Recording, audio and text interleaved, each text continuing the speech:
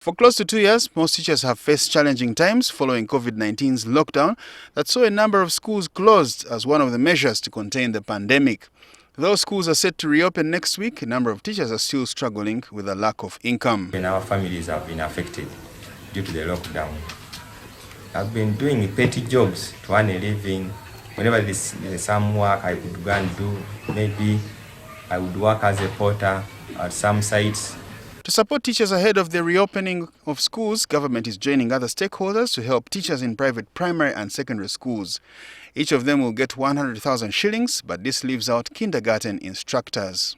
I hope that the system does not leave other teachers behind, because we know that teachers in the nursery section, for instance, for the last 2 years have not been working. They should be part of the cash grant.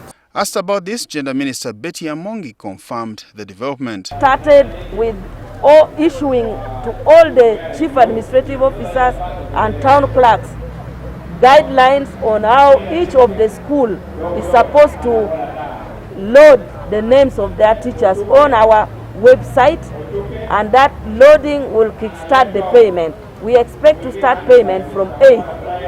Stakeholders in the education subsector want government to engage them in the distribution plan of this relief cash. We hope that similar meetings are going to be called, and also structures and guidelines for how this money is going to be given are clearly understood by all. And by all I mean the directors of schools, I mean the teachers themselves, but also parents. To get this money, one must be a teacher who is not on the government payroll.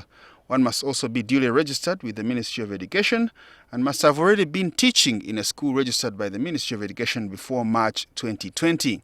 The beneficiary teacher must be one who did not benefit from the June to September 2021 COVID cash support program and should have a mobile money account registered in their names.